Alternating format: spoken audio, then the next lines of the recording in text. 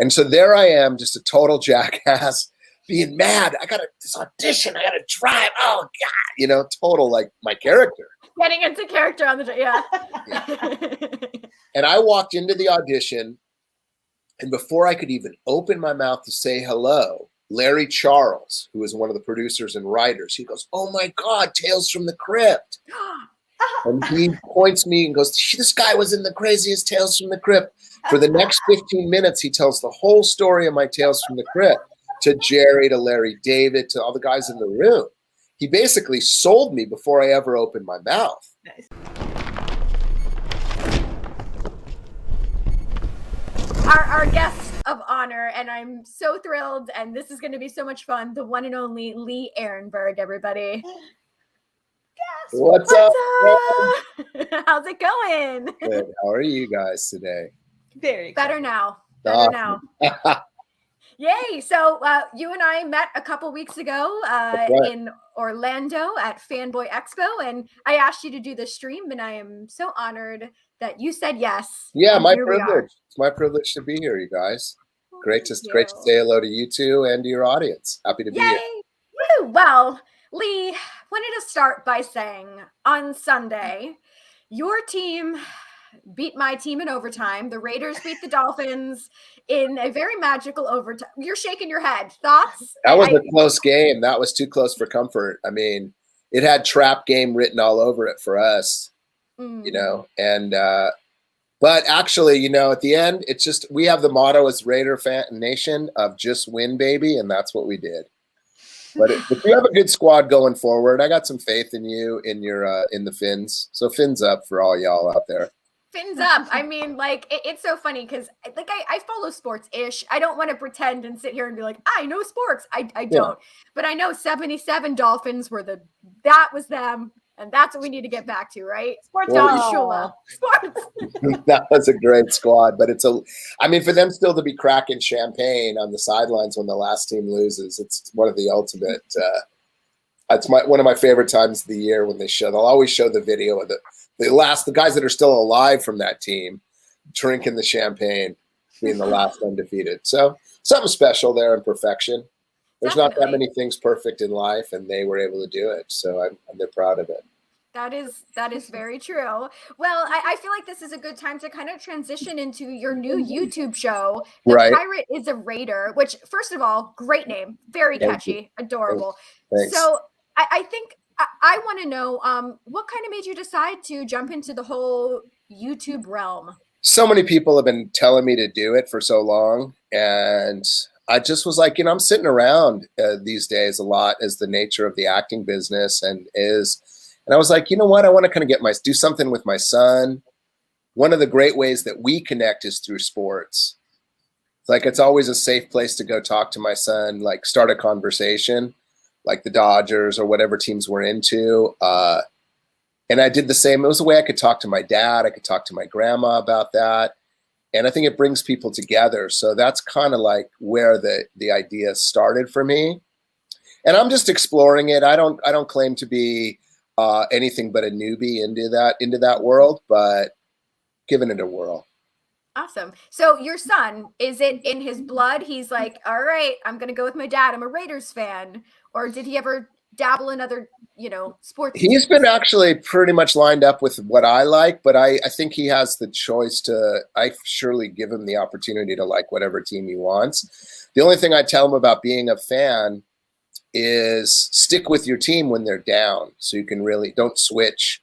Like if the Raiders have a few down seasons, and he's already figured that out, which I think what makes you loyal is that you stick with them through the tough times, not just quote bandwagon when they're doing well. Mm-hmm. But my son is actually he's the brains of the operation. He's only 14, but in a lot of ways, the 14-year-olds today have it so much more together than I did at 24. Yeah, right. Just mentally, his ability to I don't know, handle the rigors of being a teenager these days. So especially now. Mm-hmm. Yeah, I think with social media, there's just a lot more opportunity to be influenced by other people. The bullying thing is a big deal, I think, to the kids and to, obviously to everyone, the bullying. But he seems to have a great attitude, and so I just encourage him to explore. And I like to get him on there as well, just so, like I say, to spend some time with him, some quality time. Definitely. Well, before Danica goes into her next question, I just want to say one of my good friends is a Jets fan. So you're talking about, you know, being there when they're down. Yeah. That's I think the Jets, right? The Jets. Yeah, the Jets suck. Yeah. They really do. They're playing some terrible football, but they won't be terrible forever.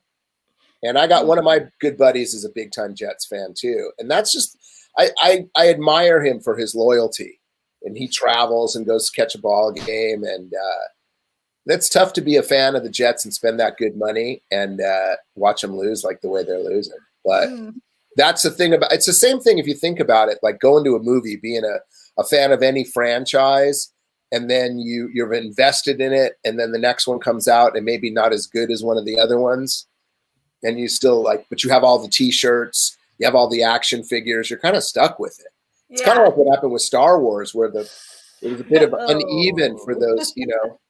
And so it's like, to be a hardcore, like, you know, Star Wars fan, it's like you got to kind of roll with the punches. Even Marvel, to me, at a certain point, though, those movies can be uneven. You're still a fan of the franchise. You still love the movies, but for sure. Yeah, exactly. I don't have the T-shirts. I have the tattoos. So I'm that's a real investment, as I well know. It certainly is. It certainly is. All right. Well, I wanted to ask, so you've been a writer, a director, an actor, like you've played in all of it. Do you have a preference these days? I still like acting the best. And one of the reasons I really do prefer it is that you're sort of told what to do. The parameters are real clear. You read the script, it says your character name, and you do what it says. There's something really freeing about going into a creative situation where, you know, they tell you where to go, when to come out of your trailer, get off your internet, you know, the online poker, come play with us, you know. And then I always act for free. The waiting and the traveling is what they pay you for, the audition process. But the actual art of the acting, the actual getting in front of the camera, and when they say action, I mean, it's got to be the equivalent to the Super Bowl every day in terms of the energy, the excitement, the nervousness. It's definitely. I mean, I prefer it. I don't mind producing. I think producing is also can be a fun gig. Thing about writing, directing, and producing is you're stuck with a project for a long time. That's true. Whereas actors, we come and go. We're definitely the kind of nomads of that part of the business. So you can, like I always say, I'm only as good as my next job, right? Whereas like when you do the conventions, you know, we joke that, hey, let's go spend a weekend talking about how great we used to be. Oh. Yeah, I mean, it kind of is. We're going back in the past. Pirates is 20 years ago. Seinfeld is 30 years ago. Okay, wait. Yeah. Really? Imagine sitting there and someone comes up, I grew up on your movies. You're like, oh, okay. You know, it's kind of like, it's meant to be a very nice compliment, but if you don't, I want to make sure the experience is for the fans, right? I get the pleasure out of seeing the fans happy, especially when I'm doing the conventions. Less about, because I'm learning that the older I get, the most problems I have are with my ego. Most issues I have, like, you know, in life are just when I take things personally, when I make assumptions about things, and it's just having expectations that are unrealistic. I always consider an expectation as like a down payment on a resentment. So just try to monitor that and call it out. I don't run a perfect game. No one ever really can have a perfect emotional like life. But the keys for me now is awareness was first, understanding that I even do that. And then being quick to apologize when it gets out of control, you know, and just try to keep it real, be humble. I'm very lucky. I live in gratitude. One of the great things I do when I get in a funk is I make a list of what am I grateful for? And almost always my gratitude list is a lot longer than my gripe list.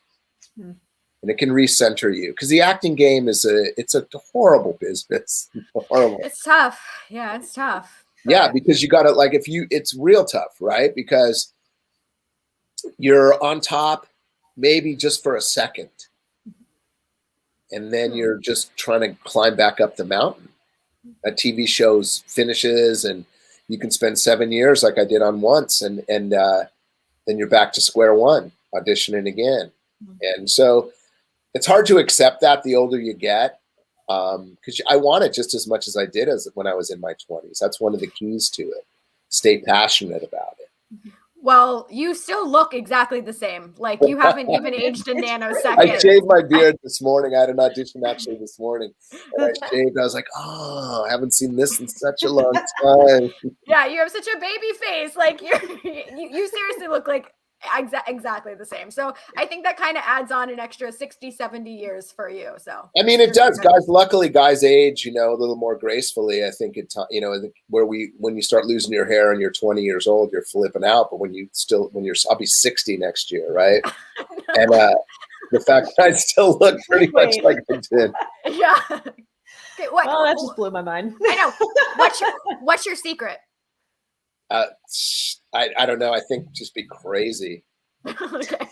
I don't know if there is. I'll work on that then. I don't know if it's yeah. You got a good shot. I'm I'm not sure there is any great. I don't think there is a great secret. I think the great secret is, apologize quickly. I focus a lot on just trying to keep my head together a lot of the time. I know a lot of people struggle with it. There's been a lot of taking the stigma away from it, depression, anxiety. I got it all. But you're human. You're allowed. That's the point. That's exactly my point. Exactly, 100%. And just knowing that the dude you see on TV has the same issues that just everyone does. We're no better, no different. We just have a cool job. And so to be able to use this platform to share those concepts, to me, is a lot of what it's about. Beyond saying how cool Johnny was or how cool Lana Parrilla is or any of that, connecting with your audience and saying, hey, it's okay to not be okay. Thank you for saying that. Yep. Yeah. It's how do you manage? Life is about learning to manage being uncomfortable. And it's how do you roll with that? And, the more I look at my own kind of not okay moments, the more I go, hey, I'm just human too. And that's what we try to bring to the characters, that sense of humanity. So if I'm not willing to explore my own humanity, it's going to be hard to grow as an artist. You got to be willing to face some of the demons, especially in the haunted season. Right? Yeah. Well, I was going to also I appreciate that you are so open about it. And I feel like more now, and especially after what we've all kind of been going through the past 2 years or so, I really respect people that are open about mental health and are willing to talk about it, because I feel like it's something that maybe still isn't talked about enough, but we are talking about it more. So, well, I know we are talking about it, right? Even in this forum, right? I mean, it's more important than the movies.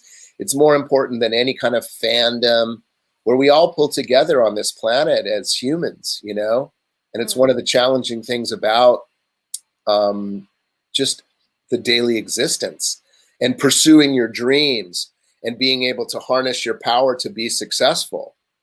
You have to be able to go, okay, listen, nothing is actually real. I'm scared of something or I'm mad about something. Don't judge it, label it, let it go. Right? So we all go through that. It's just a matter of knowing that we're all the same. And that's what we look for as actors, to find those moments when you can connect to a character. We call it getting into character as actors. In a lot of ways, we're trying on these, or trying to find the kind of resonant moments within the character that connect with us. And that's how we can share the truth on the screen. Playing a pirate, I have no idea what pirates were like. I mean, no clue. But you go with it, you run with it, you use your imagination. And then, of course, the artistry helps. The costume, the makeup, being on a pirate ship, standing next to Johnny Depp. You'll figure it out pretty quick. Right, I'm sure. Well, and hopefully Danica joined us. I'm assuming her dog signed her offline. I don't know, but No, what happened? Was it something I said? I should be like, oh my God. Very offensive. Yes, yes, highly offensive. Well, one of the things that you and I kind of talked about, because we did have your fellow co-star Kevin McNally on the stream a couple months ago. And I mentioned to you, I was like, oh, you know, we talked a little bit about pirates, but we mostly focused on Shakespeare. And you said to me, you performed Shakespeare on a kibbutz. Is that something that that you can share with us or willing to share with us? It was just when I was a kid, you know, traveling and got into some theater. I mean, I did more Shakespeare though, like afterwards with my theater company in LA and in college. It's been a long time since I did it, but yeah, I did a little ulpan and got to do some Shakespeare in Hebrew back when I was a kid. It was pretty rad. In Hebrew? Hmm. Oh my goodness. Like as if reciting Shakespeare isn't difficult enough. In Hebrew. What another level. I had no idea. So crazy things. Is there a method in order to learn the script and also like in iambic pentameter? Yeah, I mean, it was a bit of I looking back on it, it was pretty much a hodgepodge of a show. So I don't think there was really much thought given into it at the time. It was just some young guerrilla kind of artists that kind of giving it a whirl. But yeah, it was a bit of deconstructed Shakespeare, if you will, rather than a true kind of full-on performance. And in fact, like anytime you tackle Shakespeare in any language, right? The iambic is rhythm of the heart, so you try to make something that'll play. But this guy was he was a bit of an avant-garde guy that directed it, this young cat. So yeah, that's that almost is so neat. Yeah, it's over 40 years ago. So we're going way back in the memory banks. Fair enough. Well, since we are kind of talking about theater, I always like to ask actors if they have any theater superstitions, so to speak. You know, you can't say that one play in the theater, you know. That's right. You can't say the name of the Scottish play in the theater. That's for sure, 100%. And if you do, you get kicked out of the theater. You got to go spin around 3 times, spit, say a line for Midsummer, and ask to be let back in. I didn't know that. I mean, I don't know if that's how we've done it, you know, but I don't know. That's wild. I was on a movie once called Cradle Will Rock, and it was about New York theater in the 30s, and Vanessa Redgrave was in it. And she actually said that name, and we were in a theater, and the whole movie company was like, all right, you got to go outside. They sent her out. Oh my gosh. Because it's an actor's superstition. It's a big deal. You don't whistle in the wings. No. And that came from the old days. All the stagehands were sailors, and that's how they used to communicate with each other to like do the scene changes. So that's one reason. And I've also heard that you're not supposed to wear yellow on stage, but I think that came out of the Spanish theater. There's a lot of roots in the theatrical superstitions, but I think the number one for me is the Scottish play. Yeah. Oh my gosh, that's wild. And actually, one of the questions, I don't know if Danica's returning, but one of her questions was about Cradle Will Rock. And she kind of wanted to know if you had any other historic moments in theater history that you think would transition into also being a play in the same way that Cradle Will Rock transitioned to being a movie. That's a good question. I mean, obviously Shakespeare in Love was great. But there was a lot of exciting times in theater history. I mean, some of my favorite stories, one of my favorite playwrights was this guy called Alfred Jarry. He's a French playwright from basically was the turn of the century. And he wrote a play called Ubu the King, U-B-U, Ubu Wa.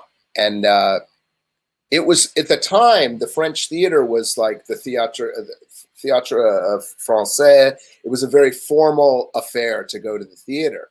And he was the very first punk rock. He was the Dadaist.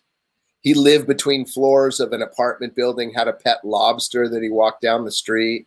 As you do. Paris. He was an outrageous guy. And the first word of the play was piss shit. Right? And the actual audience of the theater flipped out and tore the seats out of the theater because they couldn't stand the thought of having to watch this. So I would think that would be a pretty cool moment in time. The first Dadaists, the first guys that were the first punks. Wow. Right? So that's only been 100 and whatever, 30 years ago, perhaps. Oh, that's it? Yeah. Yeah. So, but the point being is that look how far we've come. The content that we have now on cable or on the streaming services or in our movies or something, and we've hardened ourselves up to what we, obviously sex and violence. And, there's a theater that I love called the Grand Guignol, another French theater, which is perfect for Halloween time. And in the Grand Guignol, they would do things like actually behead someone on stage. Not like a real beheading, but it was the spurting of the blood. The audience would love and go crazy for this melodramatic kind of like violence that was in part of the theater. And so everything new has already been done. I know that there's what they say, there's 33 possible dramatic scenarios. That's it. Boy meets girl, boy, there's only 33 possible. So every story we see is a variation on something that's already been done. And in that way, if you think about it, it's very, very cool because, we're connected as artists to the thousands of years of artists that come before us. And one way that we share that connection is by telling some of the same stories to a new audience, or redoing the Shakespeare shows to this generation, or taking some of the Greek plays and bringing them back. And I feel like, actors in ancient Greece were sacred part of the community. The act of storytelling was a sacred event for society. But once the church got into the storytelling business during the ancient Roman times, then it was no dogs or actors allowed for 2,000 years. Actors couldn't own property. They were less than citizens anywhere in the world, right? Until the advent of the movie screen. Once the movie screen was invented, suddenly the image, the storytelling image, became more powerful than the spoken word. And that's led to everything we have now, including us doing this right here. But more importantly, kind of like that cult of personality that led to us watching all the reality shows and thinking that, somebody that flips houses is super famous and Kim Kardashian's super famous and we're just going to watch their lives and live vicariously. And I do think that has a direct result of the fact that for so many years, storytelling was a taboo.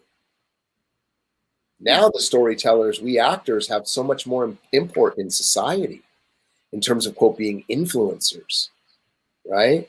And the fact of the matter is the school teacher, the first responder, the soldier, the nurse do a more important job for society. But the storyteller, when that school teacher is tired from teaching my kid and comes home and needs a good laugh or a good cry to regenerate the soul to be able to go do it again the next day, that's where we come in. So I think we sometimes get a little too much credit for being as awesome as we are, right? That to me goes back into if I was going to go back and pursue my PhD in theater history, that's something I would explore. Well, I really love what you just said. I'm so sad that I just missed that. You just missed a good one. Well, yeah, Danica, why don't you tell them about what you do over at UNC? NC State. NC State? Yeah. Wolfpack. Yeah, Wolfpack. Yeah, I just started actually this semester, so it's fun and terrifying. I'm the new assistant director of performance. Oh, wow. Yeah, so I'm one of two, which is super cool. So I direct, I coach, I teach, whatever anybody needs. Right now, I'm working on 3 projects. So, Very cool. Well, congratulations on that. Yeah, thank you. That's going to inspire a lot of people. That's the thing I'm saying about teachers. I go back to my junior high or to my college professors at UCLA or to my high school drama teacher. I mean, these are the important people in my life that helped me to where I am today. And so that's not lost on all of us, how important a role we have. I think now lately to be a teacher is a tough go, this last few years especially. And in colleges and, universities too, it's like, these are the minds that these kids are now like on their own for the first time. Mm-hmm. And what they learn in those 4 years or 5 in my case, it's gonna affect the world. you have a chance to really affect the world as a professor at a university. It's everything I want. Well, congratulations. See, the thing is, listen, it's all about manifesting your dreams. Amen. And it only took me 36 years to do it. That's not bad. That's not bad. Yeah. Right? Yeah. In other words, because if you can see yourself making progress in life, going towards something, following a passion, something that you love to do, then yeah, you're going to put blood, sweat, and tears in it, but it's not going to seem like work. Mm-hmm. It's going to seem more like following your calling. Yeah. If you love what you do, isn't that what they say? If you love what you do, you never work a day in your life. Yeah, but we know that's not really true. I mean, it still definitely works. None of those pithy sayings are really. I mean, none of those really pithy sayings. Did I mention 3 projects? Well, Lee, since we are talking about like mentors, was there a piece of advice that maybe you were given that has always stuck out to you? The first day I ever was on a movie. I was on this. Well, I was a young actor, and it was a crazy movie. And the lead actor goes, the easiest way to get an actor to complain. I go, no. He goes, just give him a job. So he goes, never be like that. So I never forgot that. That's and it's really true. Like when I show up on a movie, and you'll see this every once in a while, the actor will be like, my trailer, my this, my that, on the first day. That's going to turn everyone off to that person. Yeah. But what you learn to do is read your contract real good, know what you're getting into before you show up, and then bite your lip for about a week. Because if you exhibit really good, classy behavior for a week, and then on the second week you have an issue, people will help you. Mm-hmm. Right? But if you squeaky wheel from that first moment in life, it's just the first impression is a big deal. Mm-hmm. Always try to be classy. You can handle it. If it's something that's a complete violation, then call your agent, for God's sake. Yeah. But don't complain to them. Be the bad guy. Don't be the bad guy. Right? And the other one is, I learned a long time ago that they, like I said before, they pay you for the waiting, is the expression, and the acting we do for free. That's our moment to shine. That's what we love to do. To get in front of that camera, and in that moment when everyone's watching you and everyone's like, it's 4 a.m., let's get this scene so we can go home, you nail it. You're emotionally vulnerable. You're available. That's what we train for. That's the difference between the pros and the kids you're teaching right now, Danica. It's the ability that under pressure, I can still come with the emotion from a place of truth, hopefully. Right. Yeah. Wow. Awesome. Well, okay. Danica, I'll ask 1 or 2 more. You ask 1 or 2 more, and then we have a game we're going to play, Lee. So, okay. Right. So I'm sure you get asked this all the time, and I would be remiss if I didn't ask this. And what is the correct way to parallel park? You know what? I mean, you got room? You can go in front first. I've never tried. Really? Mm-mm. Yeah. If you have enough room, you can go in front first, but you got to be good at it. You're not going to get it in one going in front first usually. But if you're on Seinfeld, yeah, front first. Yeah. That's so funny. Oh my gosh. I mean, the funny thing about that is, like, I for sure have parking issues way before I was ever on that show. So it was as if like I was meant to play that part, How did that happen for you? Like the whole, oh my gosh. It was just a good audition, to be honest with you. I mean, I have a funny story about that only because, I'm from Los Angeles, right? And we get bad traffic certain times of the day, either going if you go against the traffic, you're good. But if you're stuck going with it, like coming from the city into the valley in rush hour, it's going to be a long slog. And so I got this audition, and it was for 5:30 on a Friday in the valley. Oh, no. And no one had ever heard of Seinfeld. It was the beginning of it. It was maybe the 3rd season, the first time I appeared on it, right? No one really knew. It hadn't hit its zenith at all. And so there I am, just a total jackass, being mad. I got this audition. I got to drive. Oh, God. Total, like, my character. Getting into character on the yeah.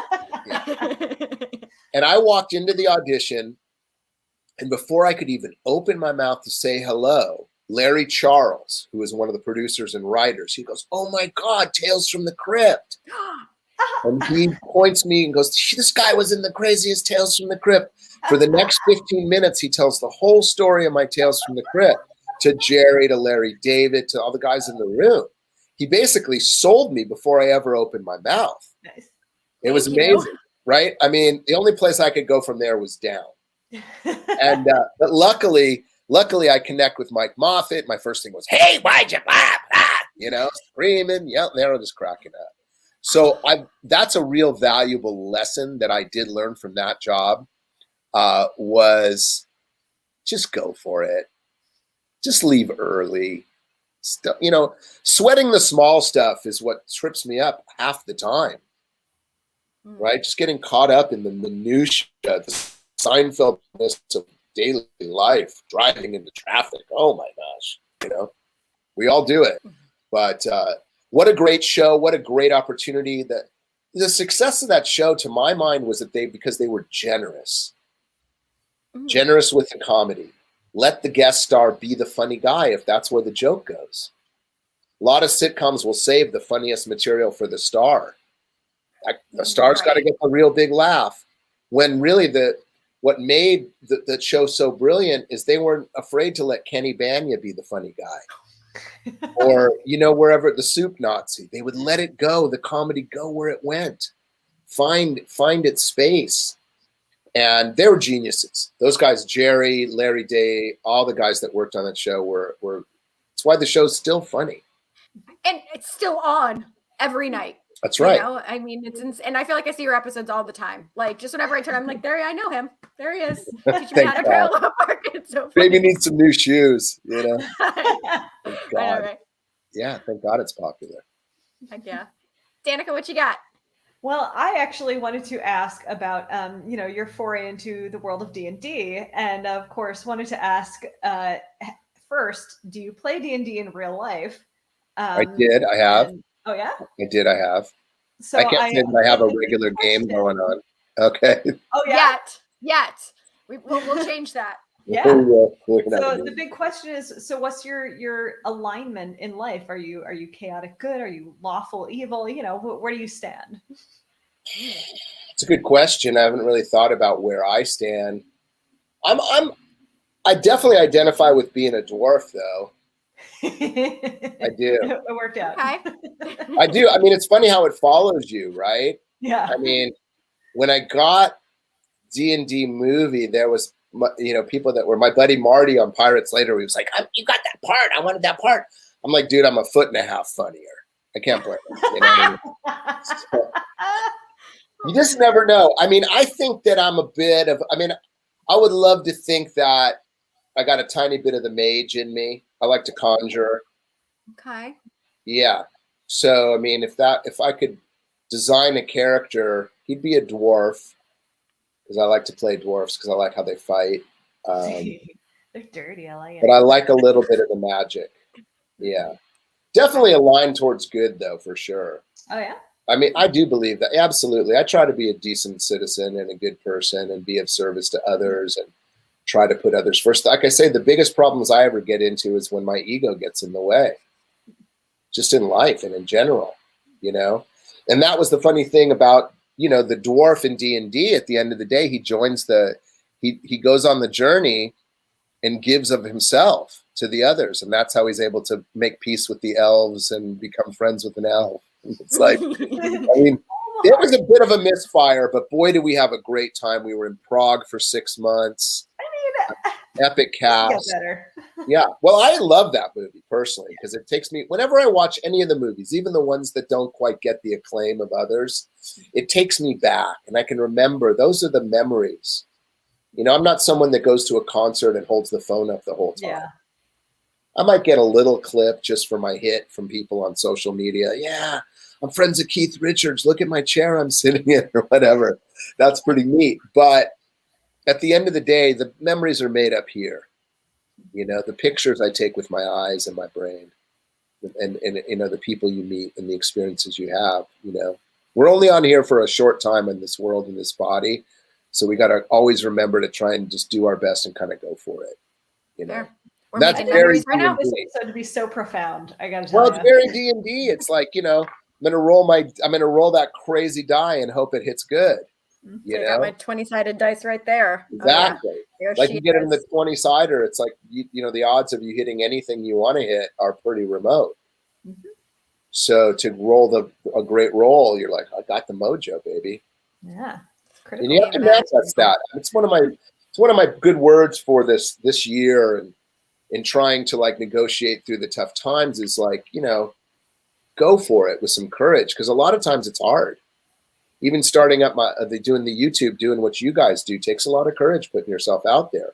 You guys are doing it live and on a couple times a week basis. That takes some courage, and I respect that a lot. Thank you. I've had to learn to. Terrifying. No, it is. And like, I've really had to learn to take criticism, like, not to heart, and that a lot of it is just people being haters, but yeah. When you put yourself out there. I fail at that every single day. I really do. And I fail at everything every day. I mean, there's a lot of success I might have in a day, but that's why I kind of wake up, try and set my intention. And at the end of the night, kind of just apologize in some quick way of a couple of thoughts and a little mindful practice of just trying to do better. There's so many things in life that we don't control. And yet here I am trying to control all of that. And then forgetting, whenever you do that, you forget to like handle the stuff. The two things you control, right? Your attitude, your effort. Mm-hmm. Try hard with a smile. Sometimes that's the hardest thing ever, especially when you're caught up in all the negative stuff. Mm-hmm. So kudos for you two for going for it, right? And there's a point in your column for the effort that I know it takes, because I'm trying it myself on my little YouTube thing. So. Well, thank you. Yeah. Thank you very much. Appreciate that. All right. Well, before we get into the game, the last question I wanted to ask you is, you mentioned Once, which is obviously another huge successful franchise that you've been part of. Right. Did you have a favorite fairy tale growing up? No, I wasn't into fairy tales. It's funny. The fairy tales gained a lot more credibility when I was on Once. I grew up like boys and puppy dog tales, whatever that saying is, Yeah. And I would be like, fairy tales, nah, and then of course you end up being grumpy in the show and you fairy tales. But again, that's the thing too. It's like, for me as a kid growing up, my fairy tale would have been being a pirate. So I did but I don't think, I guess Peter Pan counts as a fairy tale to a certain extent. I always thought Captain Hook was rad. Yeah. I don't know if it really technically is a fairy tale, though, Peter Pan. We'll make the exception for you. Yeah. As opposed to the Hans Christian Andersen and the classics. But those were tales of morality.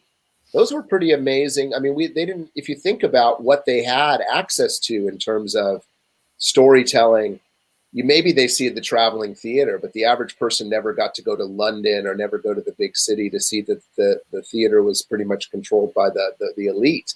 Mm-hmm. The only theater that was geared towards the regular folk probably was Shakespeare's theater. Mm-hmm. And he told stories on the three levels, right? For the groundlings, it was content for them, the earthiness of I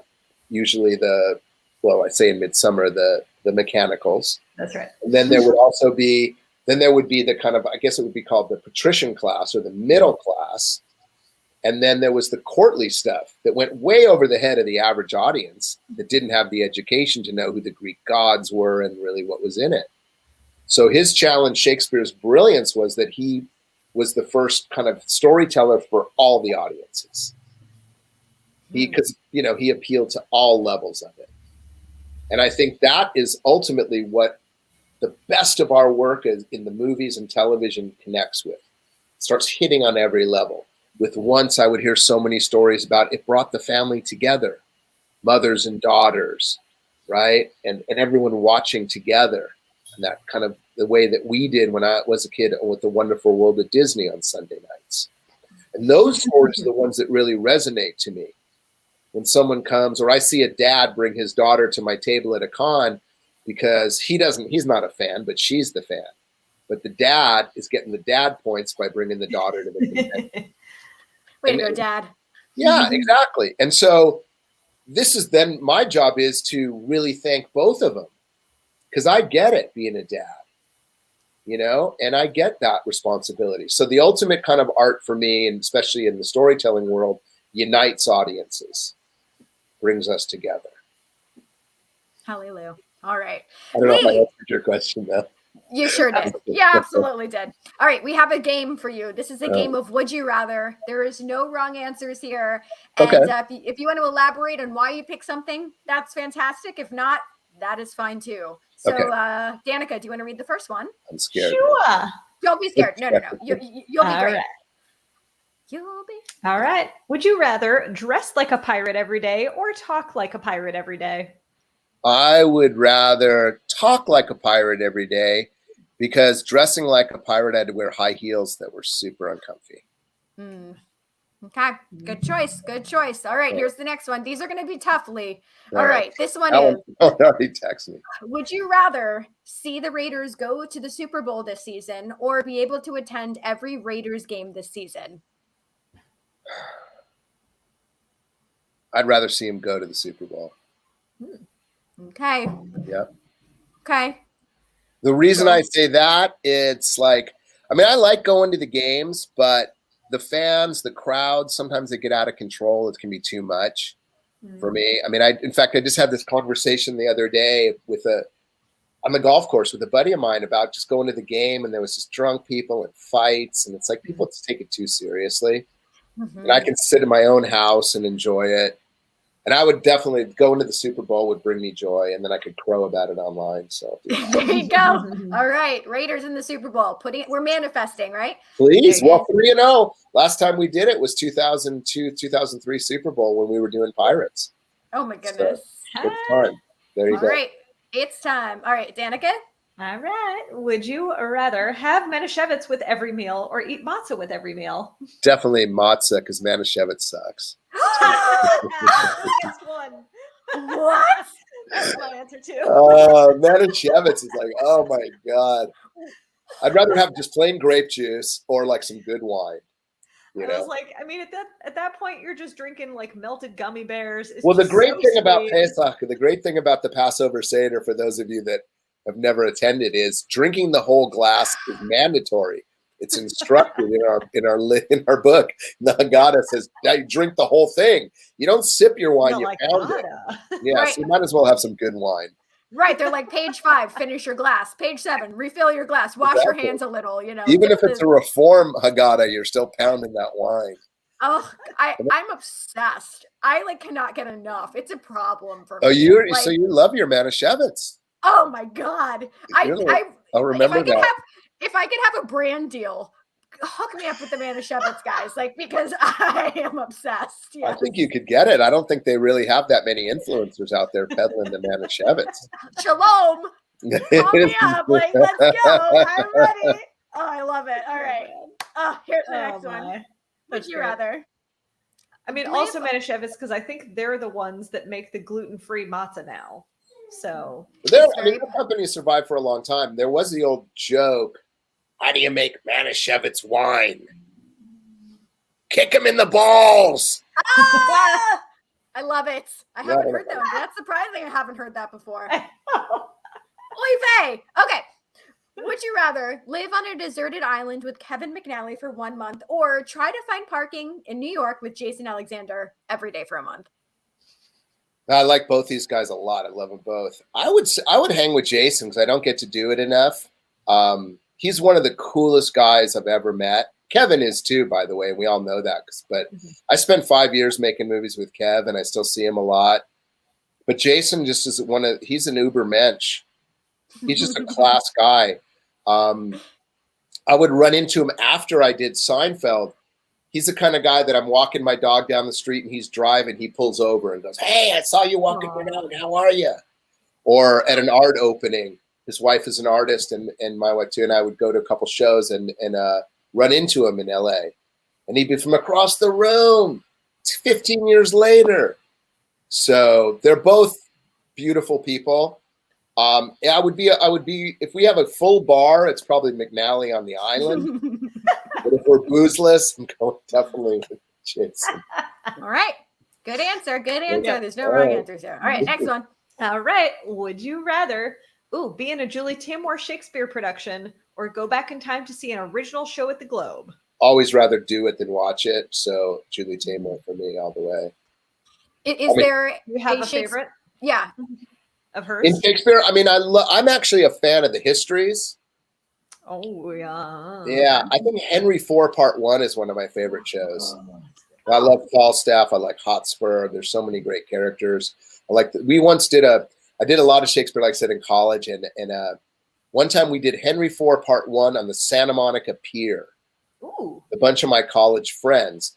And we had these like rocks that were, I don't know what they were made of, paper mache.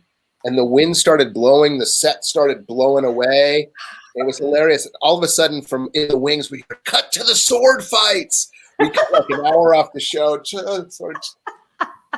Good night. Sweet. Yeah. But Julie is such a brilliant director. Yeah. She's so creative. She was out here before she went and did Lion King. She was doing theater out here in Los Angeles. Mm-hmm. And so always been a fan of her.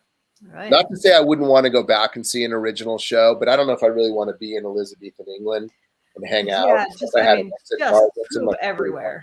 Yeah. Come on, plumbing. All right. Okay, here's the next one. Would you rather live in the Waterworld universe or live in the Star Trek universe? Star Trek. Okay. Star Trek, yeah. I mean, for me, Star Trek universe is one of the coolest universes there is. And I'm not a Trekkie or Trekker, as I've heard that they also like to be called. But I think it's one of the first worlds where it was multicultural. It was less, I mean, there was Shatner's character, I guess, a bit sexist. You know, he always had to kiss the girl. That was his deal. But in terms of what the crew represented, from Sulu to Chekhov to Uhuru, we're covering it. This is, in fact, we should all be more like Star Trek. Yeah. I mean, that to me is the message. I said that on Twitter. I was like, the world should be more like Star Trek. It would be a lot more of an even playing field based on your competence and stuff. As long as you're not wearing a red shirt, you're going to be okay. Oh, boy. Oh, no. Well, you know they're sending Shatner to space? He's a cool guy. I mean, have you met him yet? Ever in any of your cons? Yes, I have. In passing, yeah. I'll have to send you the picture I have with him. Yeah, definitely. He's so funny, though, because sometimes he's the nicest, coolest dude, and then other times he's just like, I don't know. No, he is literally going to space in 2 weeks. They are putting him in a spaceship, and he's going to space with Jeff Bezos on his... he's doing the Bezos thing. Oh, cool. He's a rad dude. I mean, he's done a lot for charity. He's still out there. Is he 85, 86? 90. He's 90 now. Is he 90 now? Wow. 90 years old. Yeah. So I mean, I gotta say, I much prefer Shatner in space to Bezos in space. Like, yeah, I kind of have a big problem with that.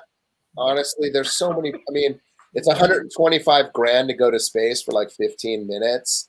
Even that group that they said were the one that just went up, the 4 astronauts that just went up. The civilians, yeah. Mm-hmm. But they were professional astronauts. They just weren't Army or Navy or NASA. Oh, right. Because they trained forever to do it, you know? So, I mean, to me, it's still cool, but I think it's like, I mean, we're still far away from that idea of, I don't want to go to Mars. I'm content right here. It's a long way, and and then there's no way back. There's not a lot of quick flights. I don't know. I know, but I hear they have Spirit Airlines. I don't know. Can you imagine? You can go to Mars, but only on the Spirit. Waterworld, and the Waterworld universe has no water. You're covered in oil. Yeah, I don't want to drink my own pee. That was my big takeaway from that movie. I can't drink my own pee. I mean, only if you have to. I miss Dennis Hopper, though. Dennis Hopper. Yeah, for sure. All right. Danica, I think this one's you. Yes, it's me. Okay. Would you rather wear a facial prosthetic for every performance or drink 5 glasses of milk before every performance? I mean, I'd have to go milk. You're going to go milk? Okay. Oh, man. I don't want to, but the thing about the prosthetics is, depending on what it is and who's putting it on, how it's being applied, it's pretty taxing. The Tellurite makeup, like the one you have in the picture there, that was a brutal makeup. gluing But your. it looks great, you know. No, it's a killer Yeah. mask. I mean, the artistry is, there's no question what goes into it is absolutely brilliant. But I just don't like having my lip glued on something and my eyelids glued, and it's like you know what you're getting into. So I'm not going to be somebody that's like, oh my gosh, this is uncomfy. No, I get into it. You know, the transformation is magical. You look in the mirror and you're like, oh, who is that guy? That's the same thing, you know, even in Pirates, that was the great part of the process of getting into the makeup, helps you get into the character, changes you. But it's challenging. Spirit Gum sucks. I'd rather do the milk. Right. Can I have milk at least under strawberry? I'd mix it up. Yeah, absolutely. Yeah. And we can even get you lactose free. So, you know, you let us know. Almond milk, cashew milk. Yeah. Well, I mean, and that's not really, I'd go with that for sure. And gallons. Yeah. Calcium. Woo! All right. Lee, we've reached our final one. Here it is. Okay. Would you rather? This is okay. Star in the first play you recall reading, or star in a reboot of the first film you fell in love with. Jude's comment. I think I would rather star in a reboot of the first film I fell in love with. Which was? Well, that's going to be a good question. Okay. I'm going back to my childhood, and I would say, like, one of my favorite movies growing up, I used to love the movie It's a Mad, Mad, Mad, Mad World. Oh, yeah. And I used to love the movie The Great Race. Do you ever watch that one with Jack Lemmon? Yeah. So, I mean, I'd love to play the Peter Falker or the Jack Lemmon in that. I think that would be a great movie right now, actually, The Great Race. It was an old Blake. Didn't they do Rat Race? I think that they did remake it, but that was like 20 years ago. Was that a remake? Could have been. But it was 20 Mr. years Bean. ago. Oh, yeah, Mr. Bean. Well, Mr. Bean, I guess, had some of that. But, I mean, just the fact that, I mean, the Tony Curtis, the whole thing, it was just like, to me, growing up, that was like, the movies still had the mystique when I was a kid. I mean, to watch like Pat and George C. Scott or some of the legendary, The French Connection, Hackman, and those are led to the Godfather. Love to be in any of those. Those are all the movies that I fell in love with. Those early. That's when I really started falling in love with the movies. But I mean, for me, I wouldn't mind being a reboot of Adam 12 either. It's always one of my favorite shows. I like the old cop shows, like Jack or Dragnet. You ever watch Adam 12? That was Dragnet. Dragnet. I've never even heard of it. Well, Adam 12. Adam 12 was 11, it was a terrible. It was like a half-hour cop show. About a day in the life. I haven't heard of that. But it was. I loved it. My parents were really into that. This was the 70s, though, you guys. This was even probably late 60s, early 70s. Yeah. Huh. Times were simpler then. Everything was simpler then. You know. Back then, I really believed everyone was bigger than life. Once I got in the business, I had a great experience. You know, in the business, when I was at UCLA, one of my classmates was Richard Olivier, whose dad is Laurence Olivier. The legendary Sir Laurence Olivier. And yeah, so this is not a name drop. In fact, it's a reverse name drop because the UCLA allowed us to do this thing called a noon miracle, where we could rehearse for as much as we wanted. And then one Friday a month, they would give us a theater. And we had one performance. We had an hour, and they would do lighting, sound. You could have a full tech show in the theater. It's called a noon miracle. And Richard directed a noon miracle that I was in, and his dad came and saw us. So I got to go to lunch with Sir Laurence Olivier. Oh my God. I'm 18 years old. Danica. And I'm at the Westwood Marquee outside UCLA. And we sit down and I'm like, I don't know, what am I going to say to him? And he's like, Sir Laurence, he goes, call me Larry, dear boy. All right, Sir Laurence. I can't.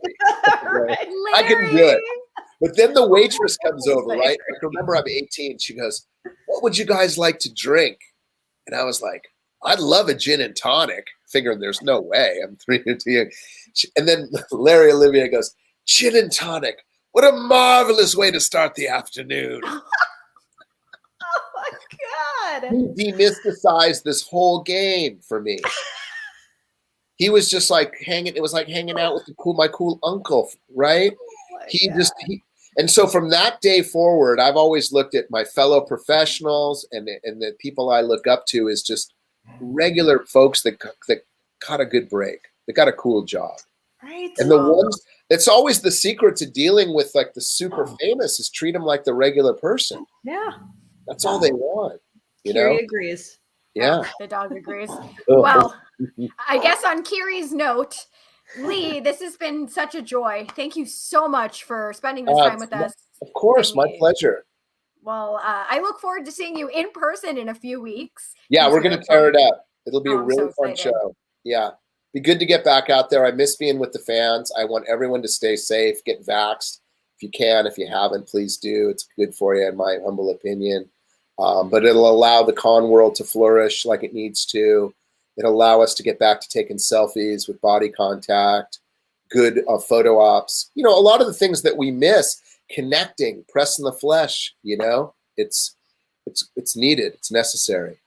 Amen. Well, before we let you go, Lee, we're going to go over our upcoming guests that we have for October, which is crazy. So next Tuesday, we're welcoming Jonathan Mangum from Let's Make a Deal and Whose Line Is It Anyway? And then Thursday, we're welcoming Brian O'Halloran from Clerks.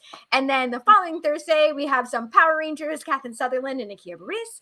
The end of the month, we have Nick from the band Bayside. And then for our Halloween episode, we're welcoming back, I think for his 6th or 7th time, from Ghost Hunters and Ghost Hunters, Steve Gonsalves. Woo, spooky. Well, that's a great lineup. Thank you. Well, we'll have to like have you back, and it'd be cool to have like you and Kevin and Marty or anytime. I would love it. This was the easiest. This is fantastic. I love the game. Interesting. Honestly, because you asked interesting questions, you were out of the box on every single one. It was much more, you know, of an intellectual run for me, having to think about it, and I love it. I love talking about the history of the theater. I love that you're a professor of theater. I mean, it's my roots, babe. That's where I come from. You know, I always say that the stage is the actor's medium. Because when that curtain goes up, we're all alone out there, right? No one's going to come rescue you. You can't say cut. Television is a writer's medium. We need 23 great scripts. We rely on the brains of the great writers. And film is all about having a director that has the vision and the fortitude to see his vision or her vision through to the end. So theater is kind of our spot to at least to come and go from. And if you ever bringing actors in North Carolina State, call me up. I want to do something. I need to get back on the boards. There you go, Danica. Yeah. You're welcome anytime. Visiting professor talking about character acting. Right? Yes! Amen. Well, guess who I can get? Right? Well, until we meet again, Lee, thank you so much. And have a great night. Appreciate y'all. Thank you. All right, guys, we'll see you next week. Au revoir.